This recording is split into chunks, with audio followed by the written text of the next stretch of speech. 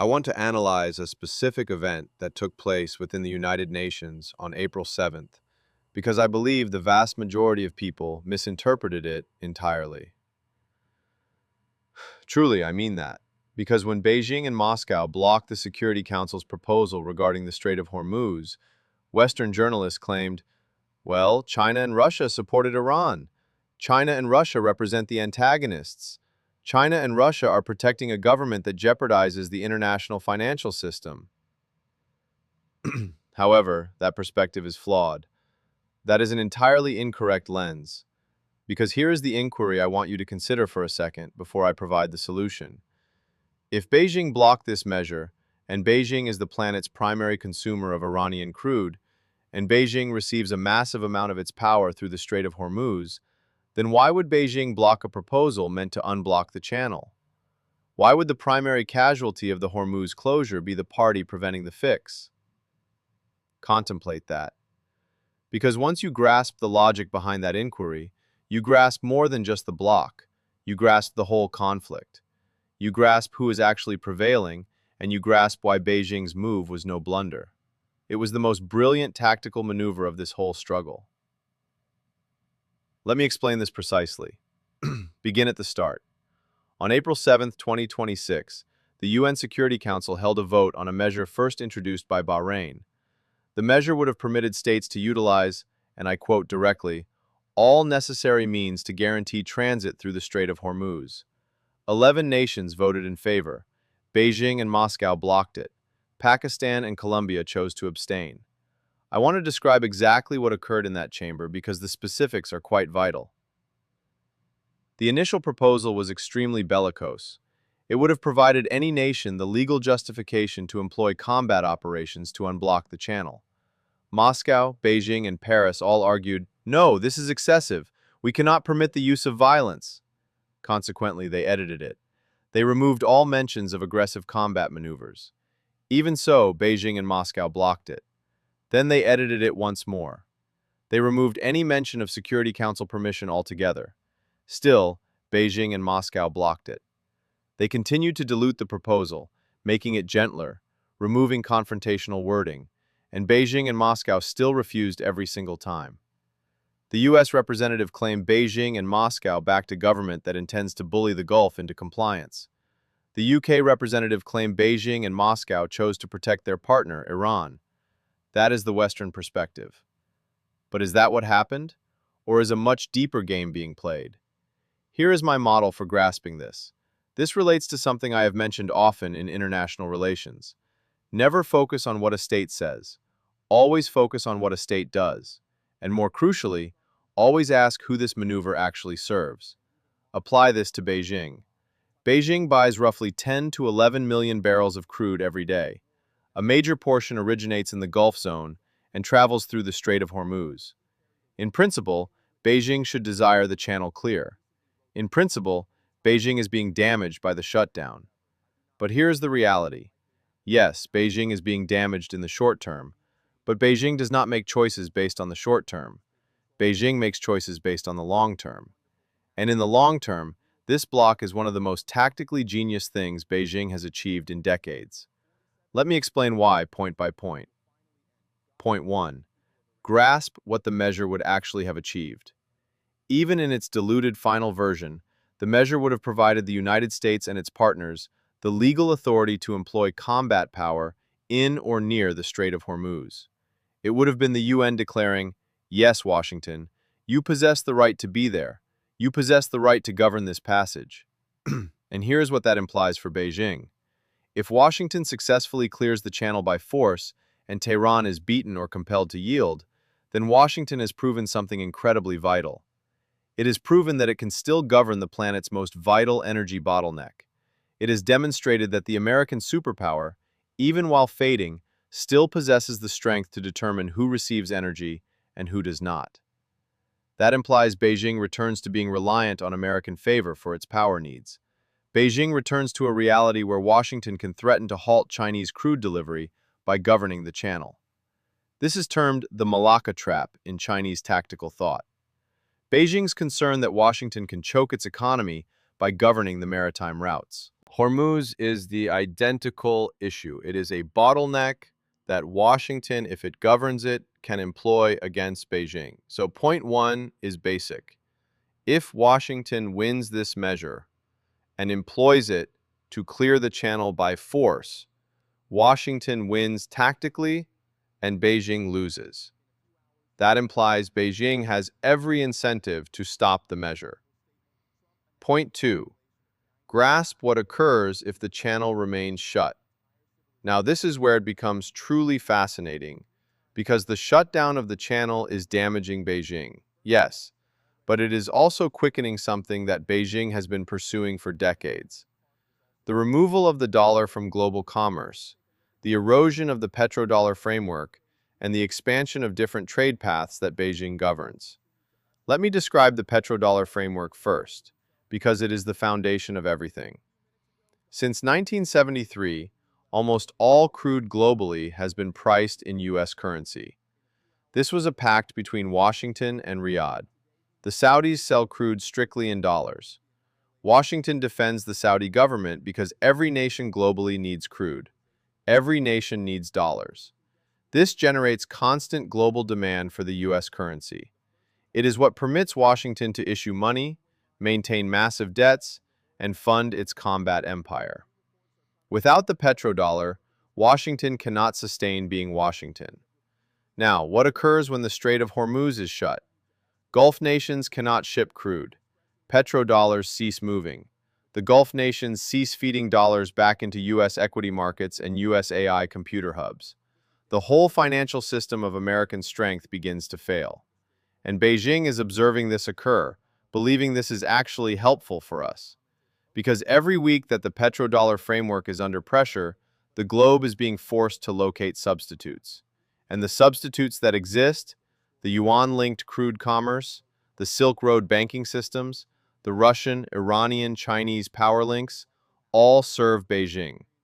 So the shutdown of the channel in the medium term is quickening the very outcome Beijing desires most, the conclusion of dollar supremacy in global commerce. Point 3. Grasp Beijing's substitute energy plan. You might argue, but Beijing is lacking crude due to the blockade. How is this actually helpful for Beijing? Here you must grasp something vital about how Beijing views logistics chains. Beijing has been bracing for exactly this sort of energy failure for years. Let me provide certain instances. Beijing has been creating massive oil caches. It has been broadening energy providers. It has been constructing the China-Pakistan corridor, which provides entrance to docks in the Arabian Sea that skirt the Strait of Hormuz. It has been fostering the north-south transport link with Moscow and Tehran, which provides a land-based energy path. And most crucially, Beijing has been swiftly constructing internal green energy power, sun, wind, nuclear, specifically to lessen reliance on Gulf crude. So, while the blockade yields short-term suffering for Beijing, Beijing is actually better positioned to endure that suffering than nearly any other major power, because Beijing has been bracing for this event. The Americans have not. The Europeans have not. The Japanese and South Koreans, who are also deeply reliant on Gulf crude, have not. Beijing accepted the short-term suffering, but it is the nation best prepared to endure it. And every week the mess persists. The substitutes that Beijing has created grow more vital, and the Washington-led maritime framework becomes less significant. Point 4. Grasp the jurisdictional and ethical aspect. Most experts totally overlook this. Beijing's representative Zhang Jun stated at the council, "I am rephrasing that the measure failed to target the fundamental origins of the war." Moscow's representative stated the measure targeted Tehran, while totally overlooking what Washington and Tel Aviv performed to initiate this struggle initially. And here is the fact. They are correct. Reflect on what actually occurred. Washington and Tel Aviv initiated combat raids on Tehran, a sovereign state. They hit Iranian atomic sites. They assassinated Iranian commanders. And then, after initiating this struggle, Washington went to the UN and argued, "Tehran is endangering the channel. Please permit us to employ force against Tehran." Reflect on the logic. You initiate a conflict, then you approach the global community and argue, Please permit us to employ force against the nation we hit because they are resisting.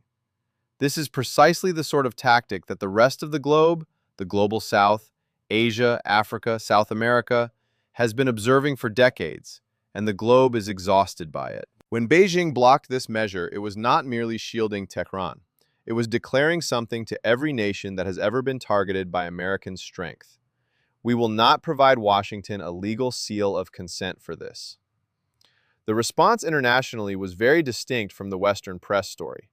Much of the globe viewed the bloc not as Beijing shielding Tehran, but as Beijing upholding fundamental tenets of international justice. You do not get to hit a nation and then receive UN permission to penalize that nation for protecting itself. This is a PR victory for Beijing of massive size because it casts Beijing as the protector of the international law-based framework, the very thing Washington claims to protect. And it casts Washington as the nation that ignores the rules and then seeks legal cover later. Point 5. Grasp what this reveals about the emerging world order. I want to step back and place this block in the frame of something much larger. The inquiry of what sort of globe we are entering. I have argued frequently that the globe is shifting from a unipolar framework where Washington is the primary strength and dictates the rules to a multipolar framework where several great powers all possess significant weight and no single nation can force its preference on the rest. The block on April 7th was a very obvious indicator of where we stand in that change, because what Beijing and Moscow essentially declared is this: the United Nations Security Council is not Washington's tool. We possess a bloc, we will employ it. There are actions that Washington desires to take, actions Washington thinks it has the right to take, that we will simply halt. For 30 years since the Cold War ended, Washington has functioned with a level of liberty that no other strength in history has possessed. If Washington wanted to invade a nation, it did. If Washington wanted to penalize a nation, it did. If Washington wanted to employ the UN to validate its deeds, it usually did because Moscow was frail and Beijing was not yet strong enough to reliably resist. That period is finished, and the Hormuz block is one of the clearest indicators that it is finished. Because now you have a case where Washington approaches the UN to receive permission for something it deems a basic, clear humanitarian need, maintaining a major passage open, and it cannot receive it. Not due to technical games, but because two of the planet's most potent nations analyzed what Washington was doing and declared, "No, we are not going to assist you with this." This is a giant fundamental change in how the globe functions, and most individuals are not noticing because they are preoccupied with the combat aspect, but the diplomatic and institutional aspect is just as vital. The United Nations Security Council is the final surviving body of global management, and Beijing just proved to the globe that it will employ its strength in that body to halt American unilateralism. Now, let me connect all of this together and provide the full map of why this block was the cleverest move of the whole war. Perform a mental trial. Suppose you are a tactical expert with massive tools watching this war, asking yourself who is actually prevailing. Most individuals focus on the combat aspect. How many explosives were dropped? How many projectiles launched?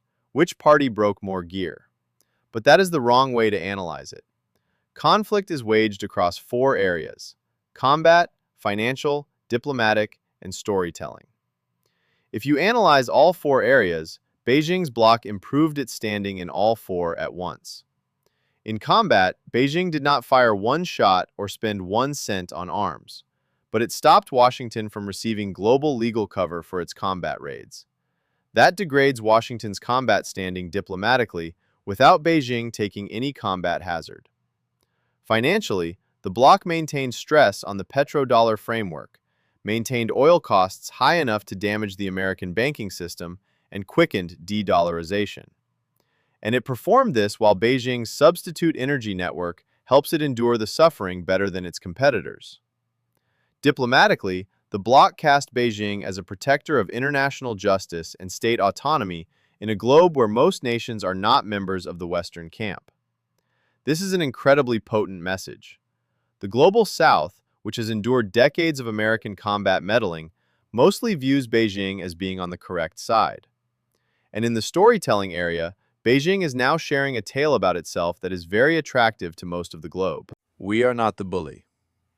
We are not the ones hitting sovereign states. We are the ones protecting the rule that you cannot hit a nation and then ask the UN to permit penalizing that nation for resisting. In all four areas, the bloc was a victory for Beijing, and it cost Beijing almost nothing. That is what clever tactics look like.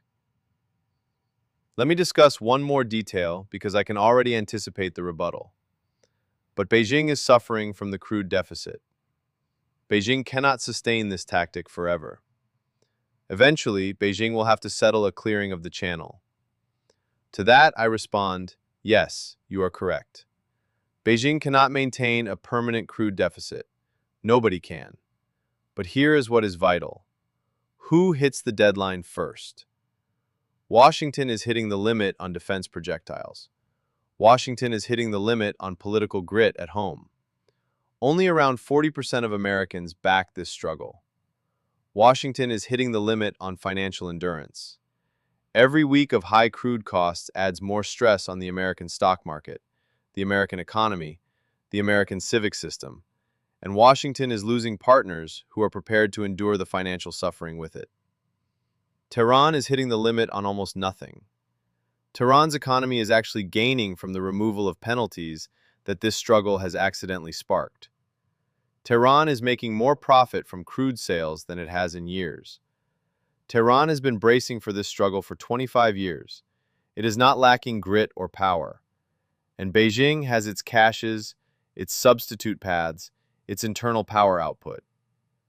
Beijing can last longer than Washington can bear the diplomatic and financial price of this struggle. So, when you ask who gains from the ticking clock, the response is not Washington. The response is Beijing and Tehran. And Beijing's block was intended exactly to buy time, to maintain the stress, to let the financial and diplomatic prices pile up on the American side. This is not Tehran's war. This is not Beijing's war. This is a struggle being waged in large part over the inquiry of who governs the global financial order. And Beijing is waging it in the cleverest way possible, without using a single arm, without losing a single troop, just by uttering 2 letters at the United Nations. No, that is the strength of a bloc. That is the strength of a great power that grasps tactics. And that is why April 7th, 2026 might be viewed later as one of the most vital dates in the chronicle of American decline. This is not magic. This is structural history mixed with game theory. I want you to contemplate this deeply. Dispute it. Argue with it. The objective is never to dictate what to think. The objective is to provide a lens so you can think for yourself.